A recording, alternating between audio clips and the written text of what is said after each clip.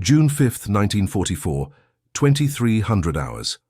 Along the windswept cliffs of Normandy, Corporal James William Carter of the United States Army Signal Corps hunched over a German field radio, headphones pressed against his ears, listening to voices that belonged to men who would have considered him less than human. The 24-year-old from Detroit had studied German since childhood, taught by his immigrant grandmother, never imagining this skill would place him at the center of one of the war's most audacious deceptions. What the German command believed that night, that their coastal defenses remained secure, their communication networks intact, their reinforcement routes clear, would prove catastrophically wrong within hours, undone not by bombs or bullets, but by the voice of one man they never saw coming. Before we dive into this story, make sure to subscribe to the channel and tell me in the comments where you're watching from. It really helps support the channel. In the next 72 hours, Corporal Carter would transform from an overlooked communications specialist into the architect of a radio deception, so complete, so perfectly executed, that it would misdirect an entire German division away from critical Allied landing zones, saving an estimated 2,000 lives and securing a beachhead that military historians would later call the turning point of the European campaign. The story begins not on the beaches of France, but in the segregated training camps of England, where the United States Army's commitment to racial separation created an unexpected strategic advantage. The 520th Signal Operations Battalion, composed entirely of black enlisted men under white officers, had been stationed at Camp Griffiths outside London since March of 1944. While white units received priority for combat assignments, the 520th found itself relegated to what command considered support roles: communications monitoring, signal intelligence, radio maintenance, the invisible work that kept armies connected. Corporal Carter had arrived at the 520th with qualifications that should have marked him for advancement in any rational system. He spoke fluent German and conversational French, had completed 2 years of electrical engineering at Wayne State University before financial necessity forced him into factory work, and possessed what his commanding officer, Captain Robert Morrison, described in fitness reports as an almost supernatural ability to distinguish individual radio operators by their transmission characteristics. His grandmother, who'd emigrated from Bavaria in the early 1900s, had insisted on German language lessons from the time Carter could speak. She would sit with him every evening after dinner, switching between English and German, teaching him not just vocabulary, but the subtle regional variations that distinguished a Berliner from a Bavarian, a Hamburg merchant from a Munich craftsman. These lessons, which had sometimes seemed like burdensome homework to young James, would prove invaluable in ways his grandmother could never have imagined. In the civilian world, Carter had worked at the Packard plant in Detroit, where he'd helped troubleshoot electrical systems in bomber engines.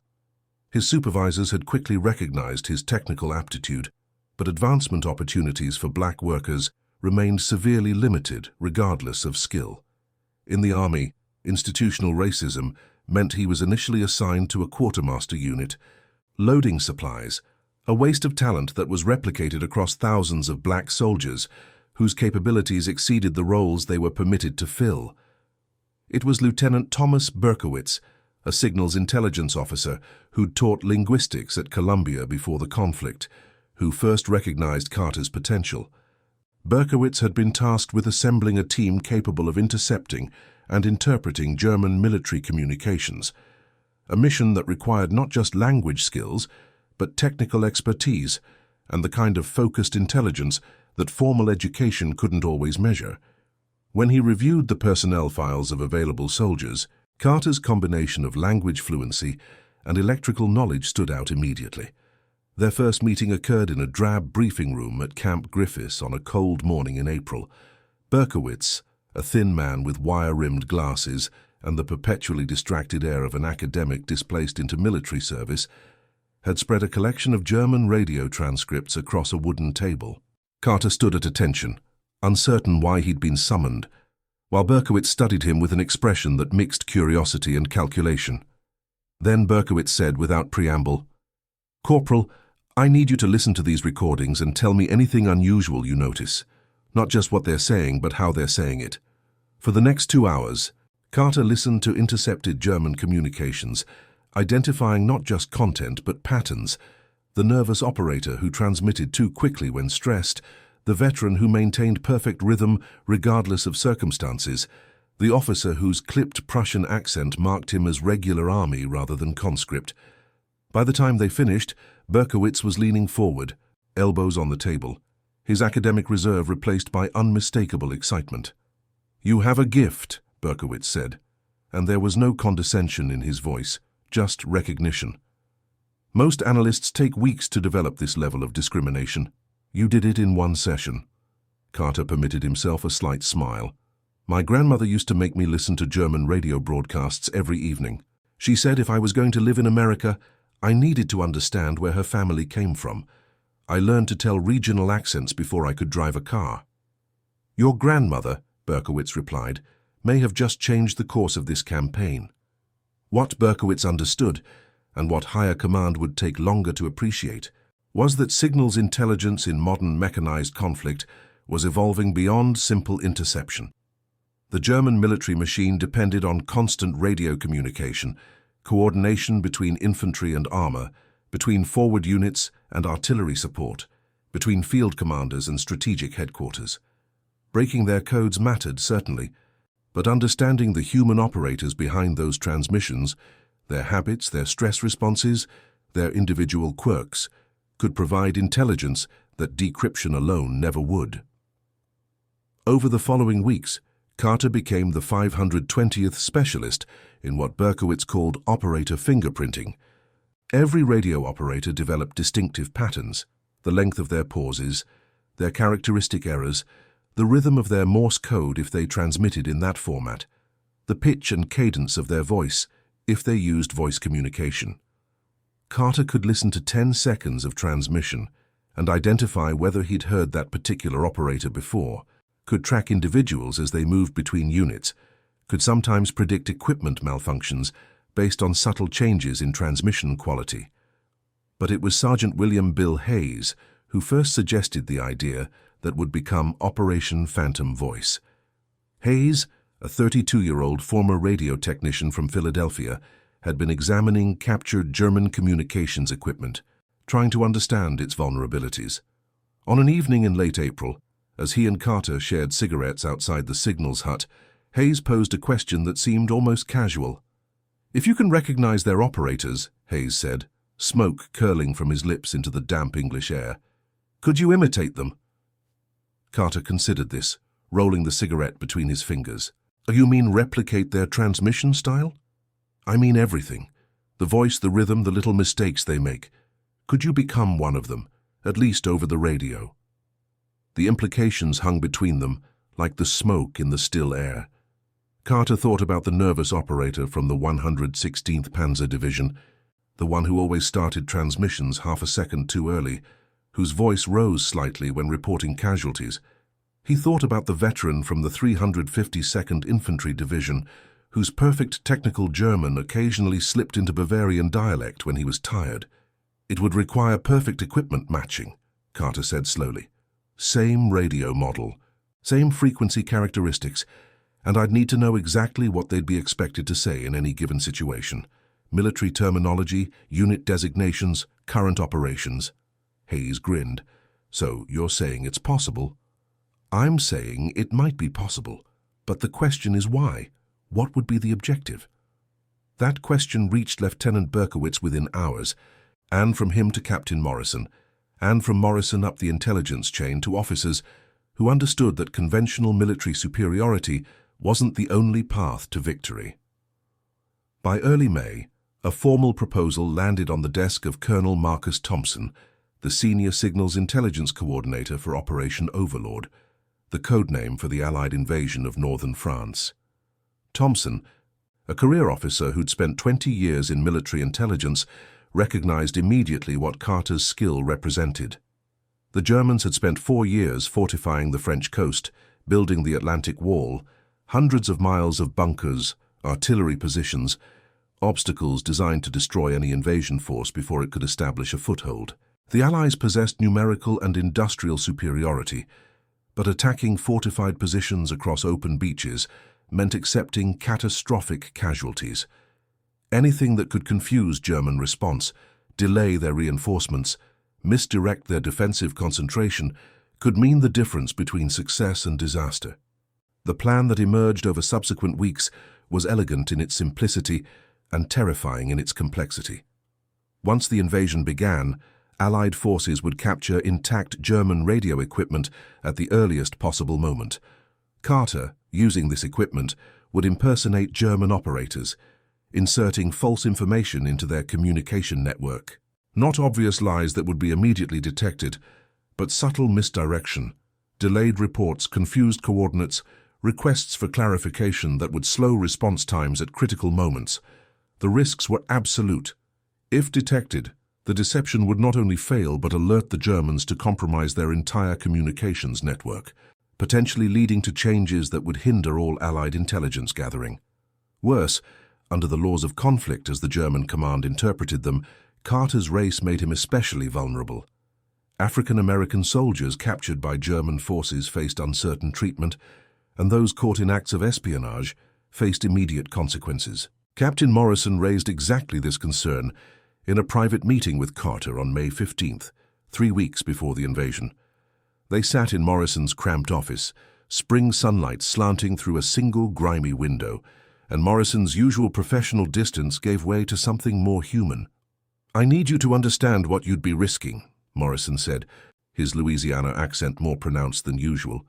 "This isn't regular combat. If something goes wrong, if you're caught—" "I understand, sir," Carter interrupted quietly.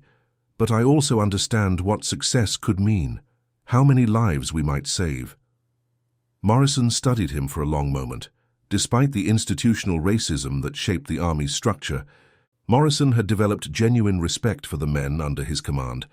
He'd grown up in a segregated South that taught him black men were inferior, but 3 years of military service had systematically demolished those assumptions. The soldiers of the 520th were as skilled, as brave, as dedicated as any he'd known. Then Morrison said, "This needs to be your choice, Corporal. Completely your choice. No one will think less of you if you decline." Carter allowed himself a slight smile. "With respect, sir, that's not entirely true. I'd think less of me." Training for Operation Phantom Voice consumed the next 2 weeks. Carter worked with captured German radio equipment, studying not just operation but every technical characteristic, how microphone gain affected voice reproduction, how atmospheric conditions changed transmission quality, how different antenna configurations produced subtle frequency variations. Berkowitz brought him intercepted communications from 17 different German operators across 7 divisions, and Carter practiced until he could replicate each one convincingly. But technical perfection wasn't enough. Carter needed to understand German military psychology, how officers spoke to subordinates, how subordinates addressed superiors, how stress and fatigue affected communication patterns. He studied transcripts of German tactical doctrine, memorized unit designations and command structures, learned the names of officers in divisions likely to be involved in beach defense. Sergeant Hayes, meanwhile, worked with a technical team to prepare equipment that could rapidly retune captured German radios, allowing Carter to shift between frequencies as different situations demanded. They also developed what Hayes called authentication packages, collections of code phrases, operational terminology, and current intelligence that would make Carter's transmissions sound legitimate to German operators receiving them. Private First Class Robert Jackson, a 21-year-old from Chicago with a photographic memory for maps and an innate understanding of military logistics, joined the team as tactical coordinator.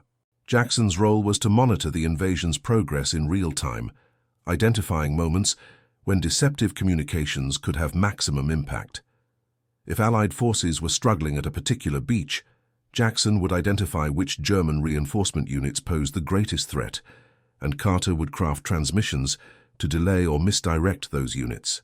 The team assembled around Carter represented an unexpected collection of talent, black enlisted men whose skills in a less prejudiced system would have marked them for command positions, working alongside white officers willing to see past institutional racism to recognize genuine ability.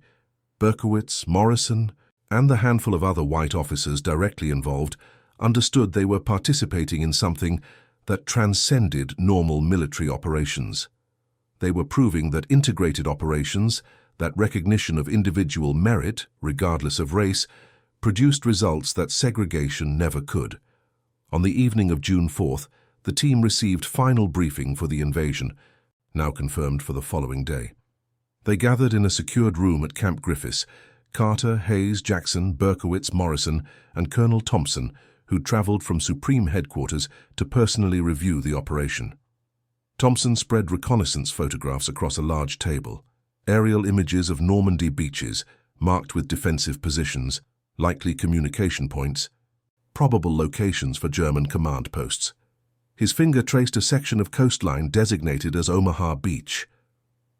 "This is where we expect the heaviest resistance," Thompson said, his voice carrying the weight of knowledge that thousands of lives depended on decisions being made in rooms like this. The 352nd Infantry Division holds these positions, supported by elements of the 9th 116th Panzer Division inland. If they coordinate effectively, if reinforcements reach the beach quickly, we could face a situation where landing forces are pinned down long enough for larger German reserves to arrive. He looked directly at Carter. "Your mission begins the moment we secure a German command post with functioning radio equipment. Best estimates suggest this will occur within 2 to 4 hours of initial landing. You'll be part of the second wave, coming ashore once initial positions are secured, and you'll need to be operational almost immediately." Jackson, studying the maps with intense concentration, asked, "What's our primary objective? Delaying reinforcements or misdirecting them?" "Both," Thompson replied. "But your secondary objective might be even more important, preventing the Germans from understanding how compromised their communications are.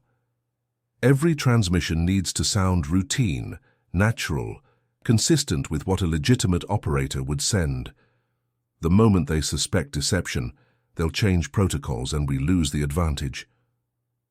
The meeting continued late into the evening, reviewing scenarios, preparing contingencies, discussing the 1,000 details that separated successful operations from disasters. When they finally dispersed near midnight, Carter walked back to his barracks through darkness, broken only by distant searchlights, and he allowed himself to feel the full weight of what was coming.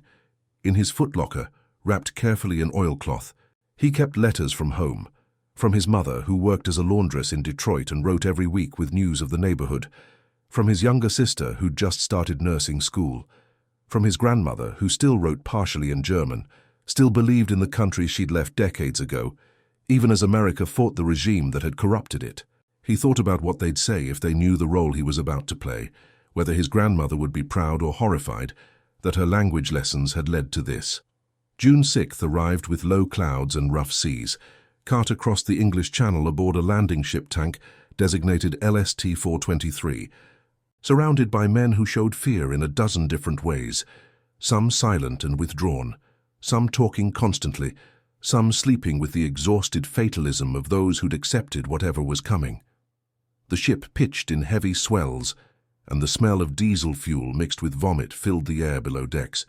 Carter carried minimal combat equipment, a carbine he hoped never to use, basic webbing, and most importantly, a waterproof equipment case containing specialized radio gear, frequency lists, and the intelligence packages Hayes and Jackson had prepared. Sergeant Hayes accompanied him, along with Private Jackson and 2 communications specialists whose job was to maintain equipment and provide security. The loudspeaker crackled at 0530 hours, announcing they were approaching the landing zone. Carter climbed to the deck, where dawn was breaking grey and cold over a scene that exceeded any imagination's capacity for chaos. The entire horizon filled with ships, battleships firing inland with guns that produced concussive blasts you felt in your chest, destroyers maneuvering close to shore, landing craft circling in patterns that looked chaotic but followed careful coordination.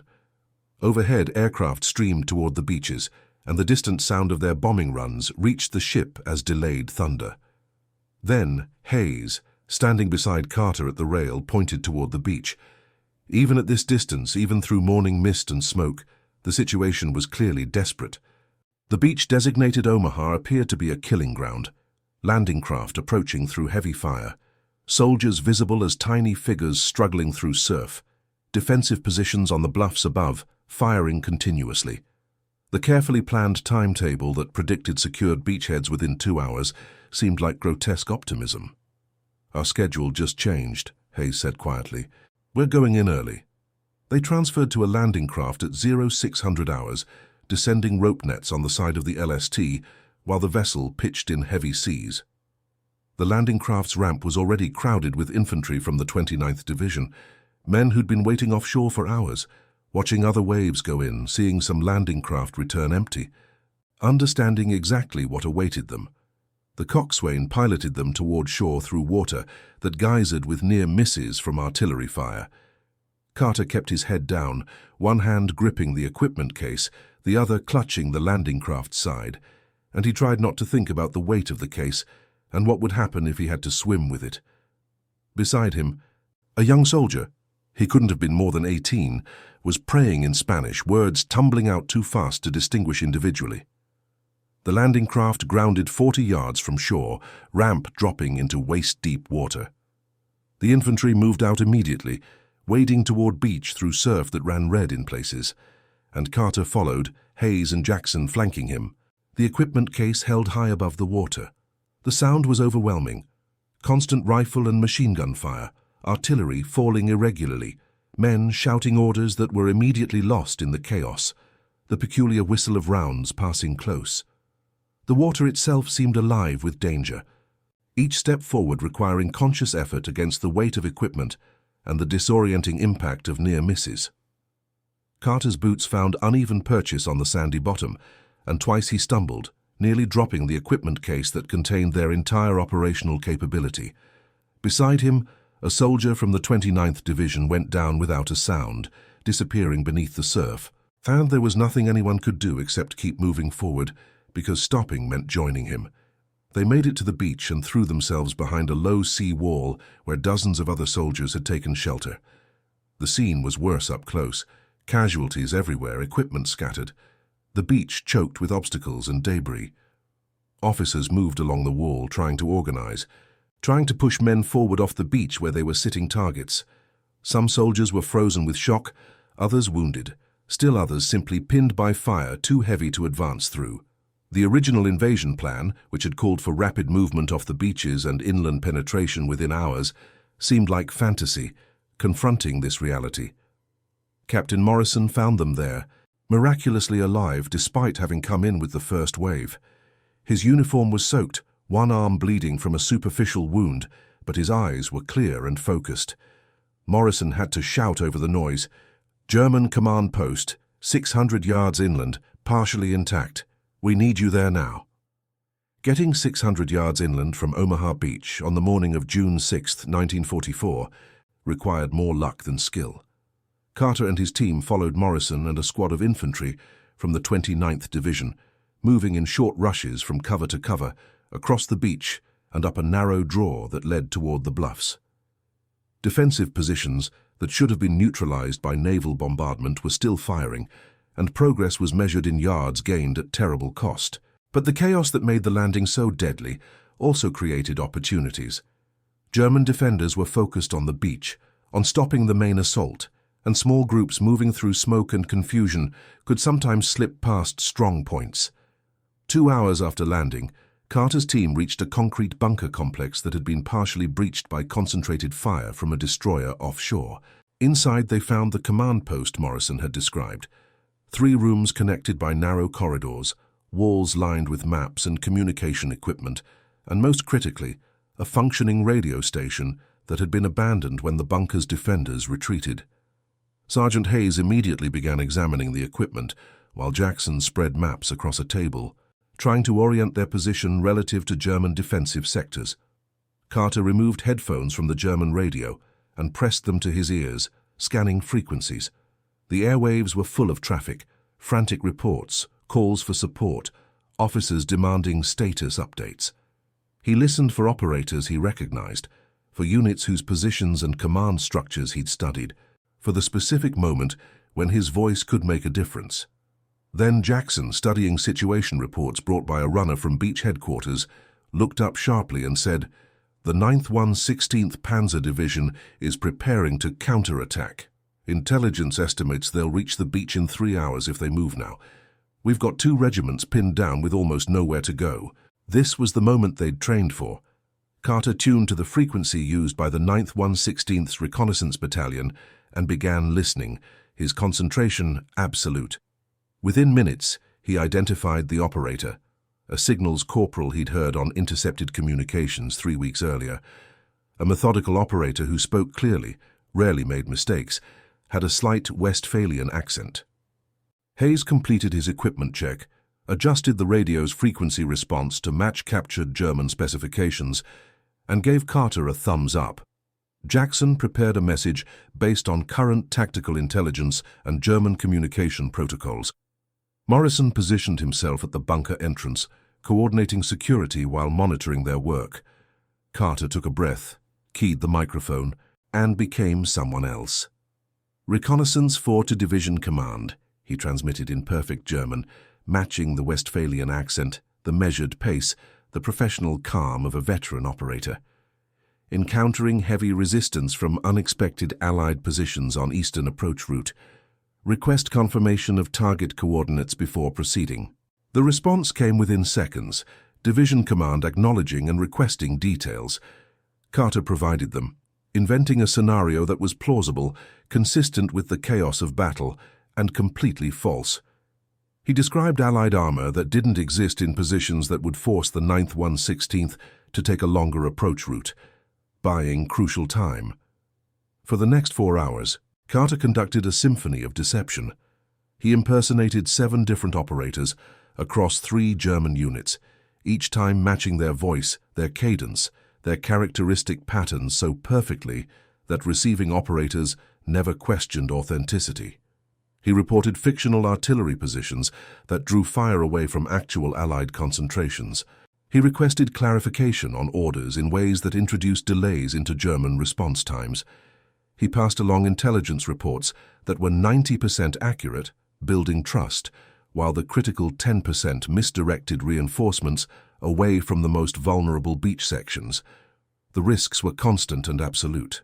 Every transmission could be the one where he made a mistake too obvious to overlook, where some subtle error in protocol or pronunciation betrayed him.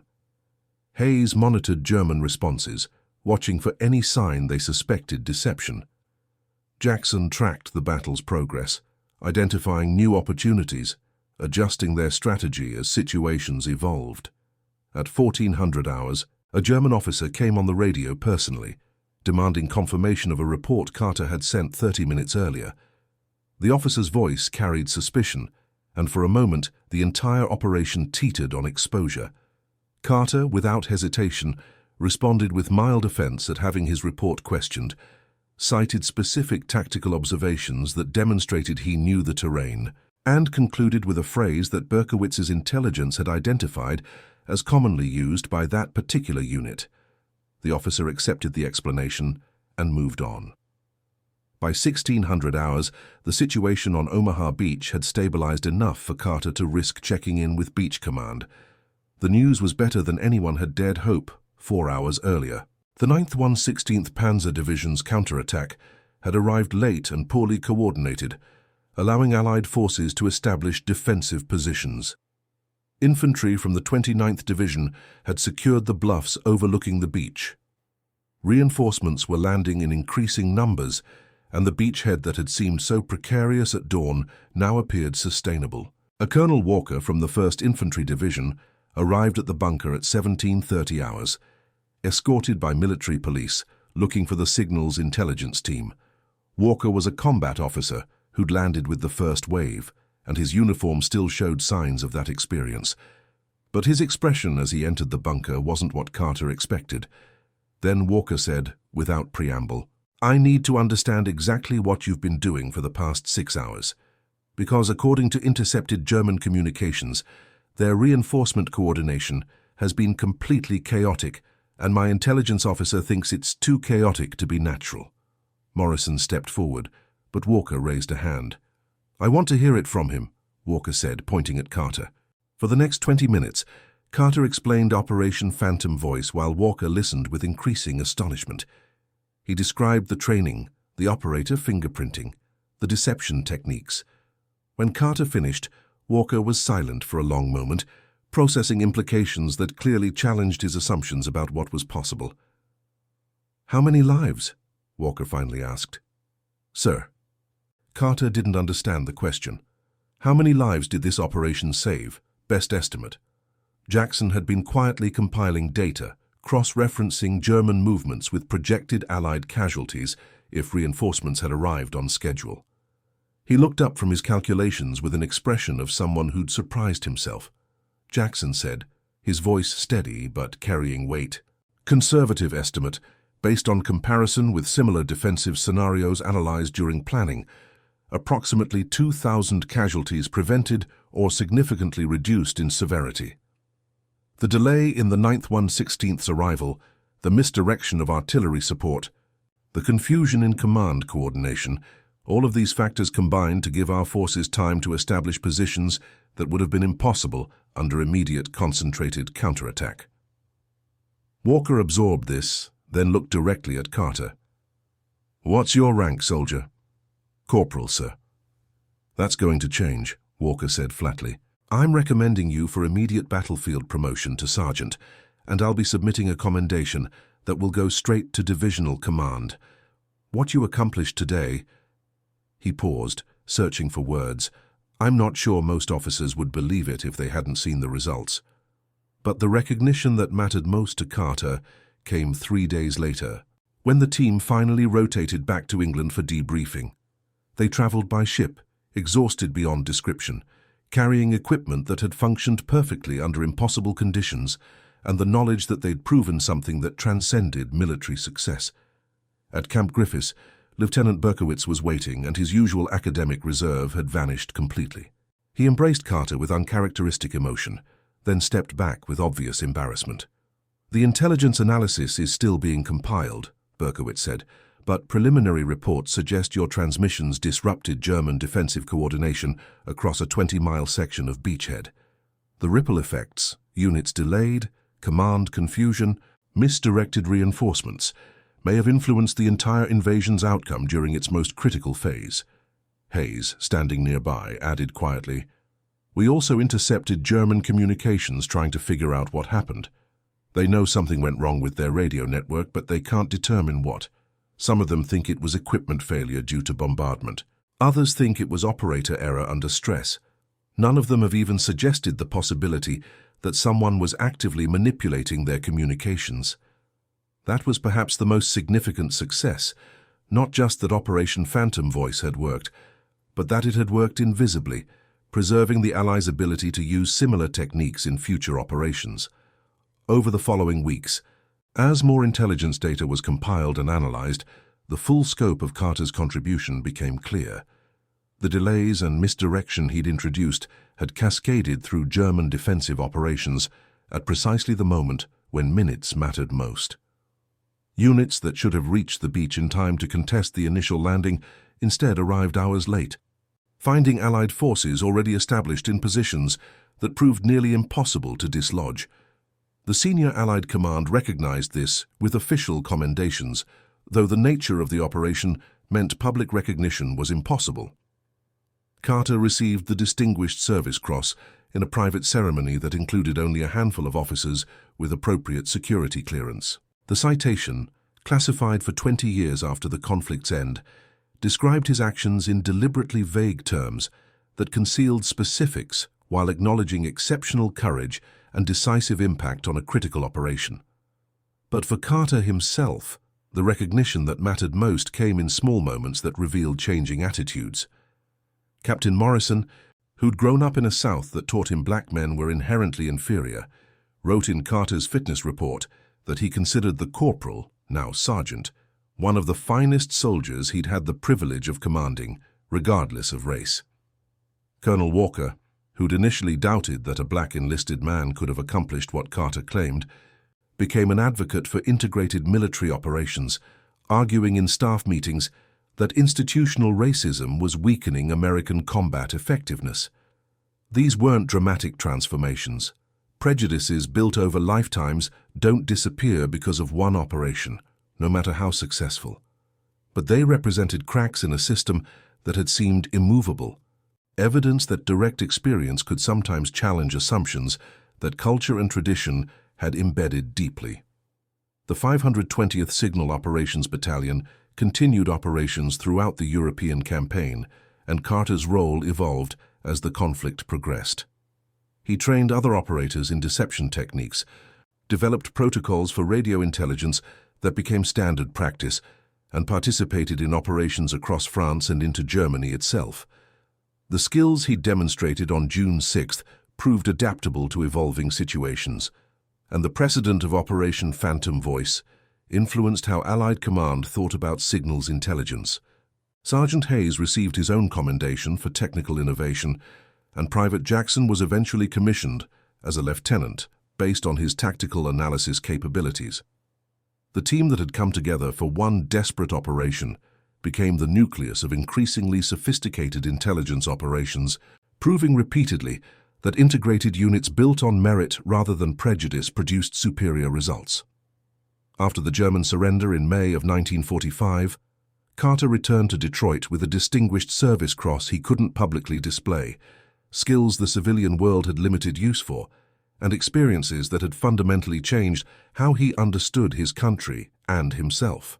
The army that had initially assigned him to a quartermaster unit, based purely on race, had eventually recognized his abilities, but only when military necessity forced it to look past institutional prejudice.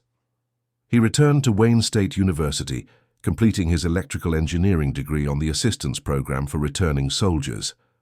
The transition from military service to civilian education proved challenging in unexpected ways. Carter found himself sitting in classrooms with younger students who'd never served, taught by professors who sometimes struggled to understand what returning soldiers had experienced. But the discipline and focus he'd developed during his military service served him well academically, and he excelled in his engineering courses, particularly those dealing with communication systems and signal processing. He married his high school sweetheart, Dorothy, who'd waited through 3 years of separation and limited communication. Their wedding in 1946 was attended by several members of Carter's military unit, including Sergeant Hayes and Lieutenant Berkowitz, creating a gathering that challenged Detroit's social conventions about integrated celebrations.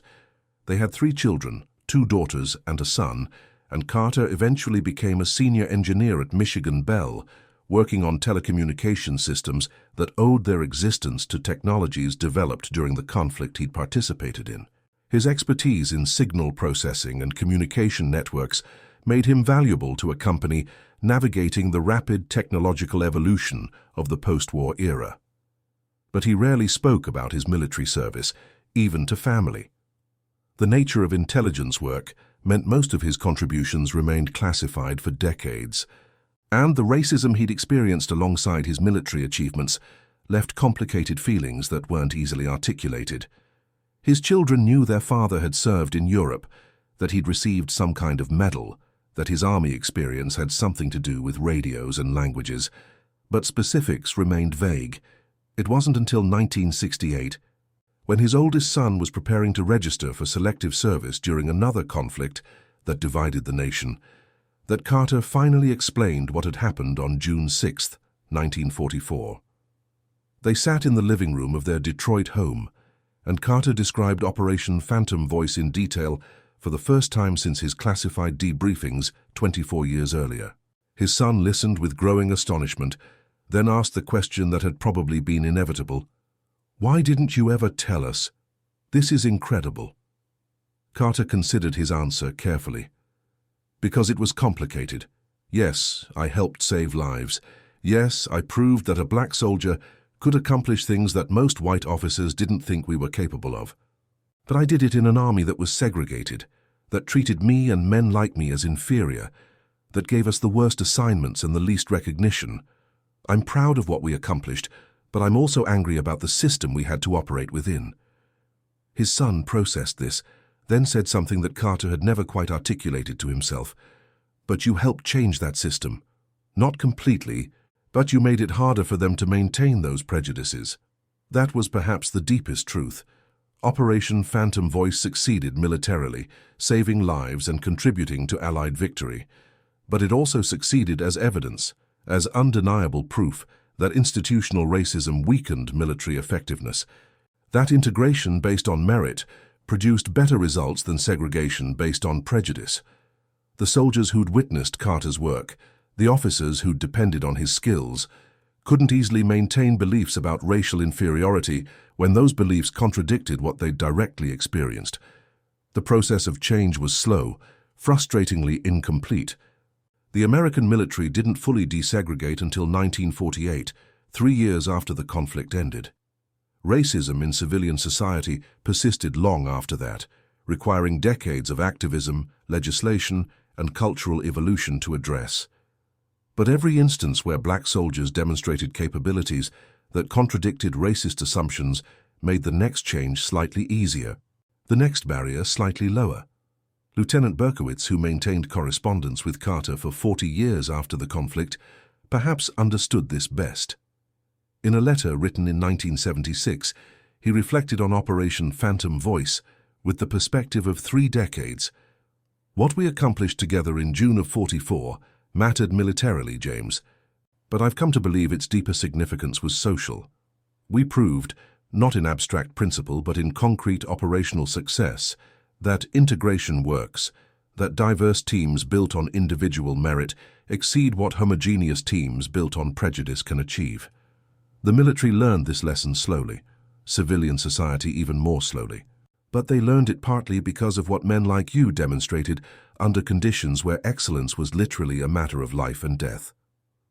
Carter kept that letter in his desk drawer, alongside his Distinguished Service Cross and the handful of declassified documents that confirmed his role in operations that had once been too sensitive to acknowledge. In his later years, as historians began examining the conflict with access to previously classified materials, Carter occasionally gave interviews, contributing to the growing recognition of black soldiers' contributions to Allied victory. One historian who interviewed Carter in 1987 asked whether he felt his contribution had been adequately recognized. Carter's answer reflected the complicated reality of a black soldier who'd served his country with distinction in a system that had simultaneously valued his skills and denigrated his humanity. Then Carter said, "Recognition is complicated. Officially, yes, I received medals and commendations, but for 20 years those commendations were classified, and the work I'd done couldn't be publicly acknowledged. When they were finally declassified, most people had moved on, and World War II history focused on the dramatic stories, the beach landings, the tank battles, the strategic decisions, not on some radio operator manipulating communications. So in that sense, no. I don't think most people understand what signals intelligence operations contributed, or specifically what black soldiers in those operations accomplished." He paused, looking at photographs on his office wall. His Signal Corps unit, the 520th Battalion, young men in uniform who'd served when their country needed them, despite that country's failure to treat them as full citizens. "But here's what matters," Carter continued. "We proved something that needed proving. We demonstrated that segregation weakened military effectiveness, that integration improved outcomes, that judging soldiers by their skills rather than their race was not just morally right but strategically smart. The military learned that lesson slowly, imperfectly, but they learned it. And that learning influenced civilian society eventually. So yes, I think our contribution was recognized, just not always in the ways we expected or wanted." Sergeant William Hayes, who remained close friends with Carter throughout their lives, offered a different perspective in his own later interviews. Hayes had become an electrical engineer after the conflict, working for RCA on early computer development, and he understood technological evolution in ways that informed his historical interpretation. "What James accomplished with Operation Phantom Voice," Hayes explained in a 1990 interview, "was essentially human hacking. He exploited vulnerabilities in the German communication system, but the vulnerabilities weren't technical, they were human. He understood that radio operators are people with habits and patterns, that officers make assumptions based on their experience, that even military professionals can be deceived if the deception matches their expectations perfectly. That kind of social engineering became increasingly important as communication technology evolved, and James was pioneering those techniques when most people didn't even have a framework for thinking about them. Private Robert Jackson, who'd become Lieutenant Jackson by conflict's end, and eventually Colonel Jackson in the United States Air Force, provided perhaps the most comprehensive analysis in his own memoir, published in 1995. Jackson had gone on to a distinguished military career, serving through multiple conflicts and retiring in 1978 as one of the highest-ranking black officers in the Air Force. His perspective combined military expertise with deep understanding of racial dynamics in American institutions. Jackson wrote, "Operation Phantom Voice succeeded because it combined technical excellence with cultural understanding and personal courage." Corporal Carter, as he was then, had to master German radio equipment under battlefield conditions, replicate the communication patterns of operators he'd only heard through intercepted transmissions, maintain perfect composure while conducting deception operations that could have failed catastrophically at any moment, and do all of this while facing risks that were amplified by his race. The fact that he succeeded, that his work saved approximately 2,000 Allied lives during the Normandy invasion's most critical phase, should be remembered as one of the conflict's most significant individual contributions. But Jackson also contextualized this success within broader patterns. Carter wasn't unique in his capabilities. The 520th Signal Operations Battalion, and other black units throughout the military, contained men with extraordinary skills who were systematically underutilized due to institutional racism. How many other soldiers had abilities that could have influenced the conflict's outcome if they'd been given opportunities to demonstrate them? How many potential innovations were lost because segregation prevented talented individuals from contributing fully? These are questions we can't answer, but they should inform how we remember this period.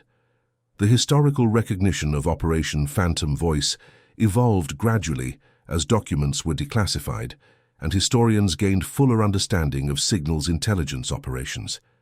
Initial histories of the Normandy invasion focused on dramatic visible elements: the beach landings, the paratrooper drops, the naval bombardment. But as researchers examined how Allied forces had managed to establish beachheads despite fierce German resistance, the role of intelligence operations became increasingly apparent. A comprehensive analysis published by the United States Army Center of Military History in 2004, 60 years after the invasion, included substantial sections on signals intelligence and specifically identified Operation Phantom Voice as having contributed significantly to Allied success during the landing's critical first 12 hours. The analysis noted that German reinforcement coordination during this period showed anomalies that couldn't be explained by battlefield confusion alone, and that delays in counterattack timing corresponded precisely with the periods when Carter had been actively transmitting deceptive communications. The museum at Omaha Beach, expanded in 2007, included exhibits on intelligence operations that featured Operation Phantom Voice prominently. Carter's photograph appeared alongside descriptions of the radio deception techniques he'd pioneered, and interactive displays allowed visitors to hear examples of the transmissions he'd sent. For many visitors, these exhibits provided their first understanding of how signals intelligence had influenced the battle, how conflicts were won not just through direct combat, but through information control and deceptive coordination.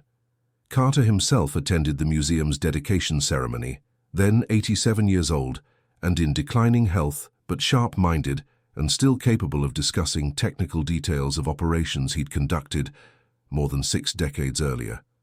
French officials awarded him the Legion of Honor, and American representatives presented him with recognition from the Secretary of Defense. But what moved him most visibly was meeting descendants of soldiers who'd landed at Omaha Beach on June 6th, people whose parents or grandparents had survived because German reinforcements arrived late and disorganized. A woman whose father had been in the 29th Division approached Carter after the formal ceremony. She was perhaps 50 years old, and she carried a photograph of a young soldier in an American uniform. She said, with emotion making her voice unsteady, My father landed in the second wave at Omaha. He was supposed to die there. The casualty projection said his unit would take 70% losses, but he survived, came home, married my mother, had 4 children. I have 2 children of my own. All of us exist because German counterattacks were delayed just long enough for my father's unit to dig in, because you did something I still don't fully understand with a radio and your voice. How do I thank you for that? Carter took the photograph, studying the young soldier's face, seeing in it all the young men who'd fought that day, all the lives that depended on 1,000 individual decisions and actions that collectively determined who survived and who didn't. Then Carter said, quietly but firmly, "You thank me by remembering that conflicts are fought by individuals. That victory comes from thousands of contributions, large and small, and that every person who serves deserves recognition, regardless of their race or background. Your father survived partly because I did my job well, but also because thousands of other people did their jobs well. The naval gunners who provided support, the engineers who cleared obstacles, the medics who treated wounded under fire, the officers who led despite facing situations that exceeded any training. We all contributed together, and that's how it had to be." James William Carter passed away in 2009 at the age of 89. His funeral in Detroit was attended by family, friends, former military colleagues, and historians who documented his contributions. The eulogy was delivered by Colonel Jackson, then 90 years old himself, who'd flown from Colorado specifically for the service. Jackson stood at the podium, looking out at the assembled mourners, and his voice carried the weight of shared experience that transcended normal friendship. James Carter was my friend for 65 years. We met in England in 1944, 2 young black men serving in a segregated army, and we discovered together what we were capable of achieving. On June 6th of that year, James conducted an operation that saved approximately 2,000 lives, that influenced the outcome of the most important invasion in modern military history, and that demonstrated conclusively that racial integration improved military effectiveness. He paused, gathering himself. But James would want me to emphasize that he didn't do this alone. Sergeant Hayes provided technical support. I contributed tactical analysis. Lieutenant Berkowitz developed the strategic framework. Captain Morrison provided command authority and took personal risks to support an operation that challenged institutional norms. Operation Phantom Voice succeeded because diverse individuals with different skills worked together toward a common goal, and that model, integration based on merit, cooperation across racial lines, recognition of individual capabilities, represented the future James believed in. Jackson concluded with words that Carter himself had spoken in one of his last interviews, conducted just months before his death. "I didn't serve my country to be a hero. I served because my country needed me. Even though my country didn't always treat me or people like me fairly, I did my job to the best of my ability because that's what you do. You fulfill your responsibilities regardless of whether you receive the recognition you deserve. But I also served hoping that my contributions and the contributions of thousands of other black soldiers would help change the system, would demonstrate that segregation and prejudice made us weaker, while integration and equal opportunity made us stronger. That change happened slowly, incompletely, but it happened, and if my service contributed to that change, then it mattered beyond the immediate military success. The legacy of Operation Phantom Voice extends beyond its immediate tactical impact. The techniques Carter pioneered, what would later be called social engineering in the context of information security, became standard practice in signals intelligence operations. The precedent of successful integrated operations influenced military policy debates that led to formal desegregation in 1948. The documentation of Carter's success provided evidence that advocates for racial equality could cite when arguing that segregation weakened rather than strengthened American institutions. Modern military historians studying the Normandy invasion increasingly recognize that the landing's success resulted from countless individual contributions, many of them far from the dramatic beach assaults that dominate popular memory. The radio operator who maintained communications under fire, the engineer who cleared obstacles while exposed to defensive positions, the intelligence analyst who correctly predicted German response patterns, all these roles proved essential to overall success. Carter's contribution sits within this broader pattern, while also standing out for its individual impact and its demonstration of capabilities that institutional racism had systematically underestimated. The German command never imagined that one black soldier with a radio, perfect language skills, and extraordinary courage could influence their defensive coordination during the invasion's most critical phase.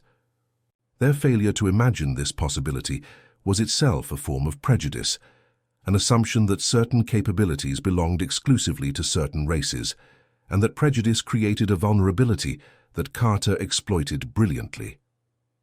The 2,000 Allied soldiers whose lives were saved or whose injuries were prevented or reduced in severity because German reinforcements arrived late and disorganized represent the most tangible measure of Operation Phantom Voice's success.